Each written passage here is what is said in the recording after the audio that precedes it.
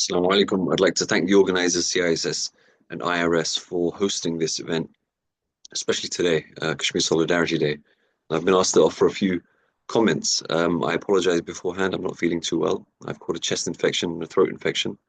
The events that are leading up to this have been hectic, so you can imagine the schedule that we're trying to adhere to. So I'll try to be short because I know we have many other esteemed guests on the panel as well. I think one of the most important things, instead of having a generic discussion around Kashmir Solidarity Day and what's happening in Kashmir, I think we know what's happening.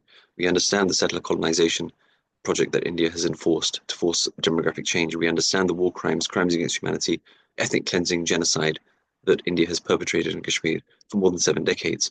We understand the terrorism that India employs, not just inside Kashmir, not just within their own country against minorities, but even inside Pakistan and beyond. So I think one more thing that we need to recognize is the expansionist ideology that India has, that is Akhand Bharat, that goes beyond the borders of India and spreads across the world. It is no different to how the Zionists perceive themselves as well, having a superior race under one party, one ruler, and one nation. But more importantly, on this day, despite recognizing the solidarity that we have for the people of Kashmir, I think it's very important to recognize how we can express it better. What more can we do? Because for Kashmiris, those at least that I'm interacting with that are inside Kashmir, and even those of us that are in the diaspora, sometimes we feel, particularly those people inside Kashmir, that the solidarity is only from Pakistan. And we know that it is from Pakistan. We recognize the solidarity that Pakistan has offered to Kashmir for so many years and the sacrifices that Pakistan has given for the people of Kashmir in terms of the liberation and the right to self-determination. But what's important in this day and age, especially considering what's recently happened against the Zionists and their false propaganda that has been rebutted so quickly, faster than they've been able to publish it, is the fact that the content exists for us to reach a wider audience. Let us not limit solidarity for Kashmir to the people within the borders of Pakistan, or for that matter, the Pakistani diaspora and the Azad Kashmiri diaspora. It is time for the world to show solidarity with Kashmir, not just the people of Pakistan. It is time that we reach out to them and explain to them what the issue of Kashmir is, because the truth is on our side. We don't need to lie, we don't need to obfuscate the truth, and we certainly don't need to exaggerate. Everything that has happened to us has been documented to a certain extent, and those documentations can be published and we can reach a wider audience. If you look at the way the propaganda that the Zionists tried to perform post October 7th, October 5th, what they did against Gaza and the people of Palestine, it was debunked by the people, not by states, not by the people of Palestine, but by people, the general people around the world. And that is what we must aspire to. We cannot hold on to this movement just to us. It has to go beyond.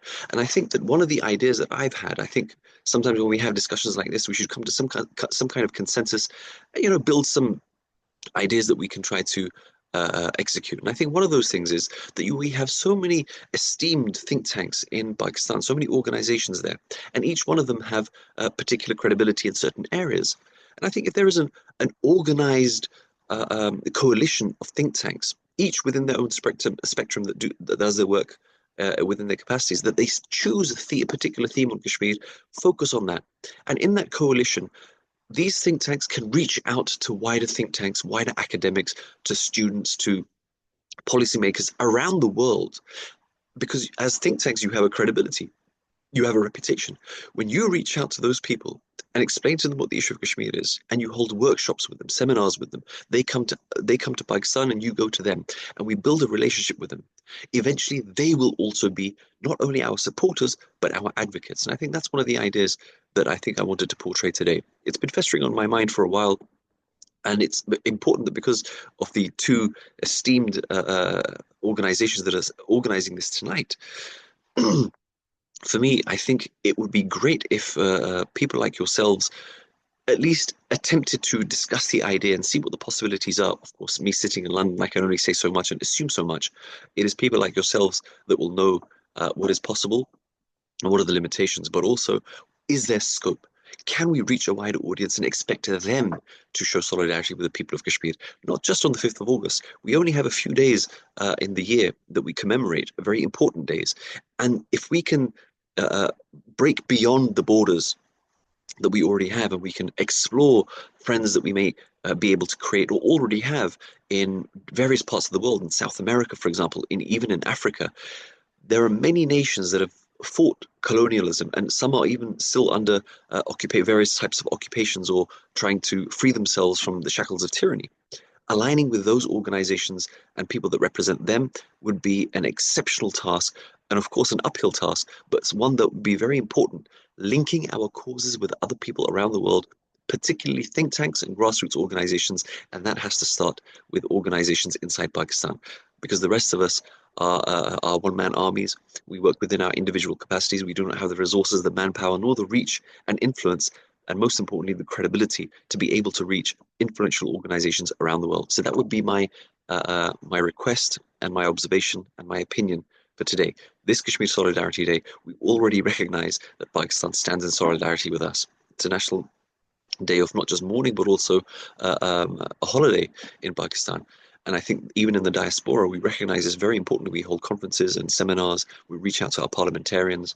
But I think that we need to go beyond that now. We've seen many, many years of us doing a particular type of work. And I think now, again, I'm going to reflect back to the Palestinian Zionist conflict.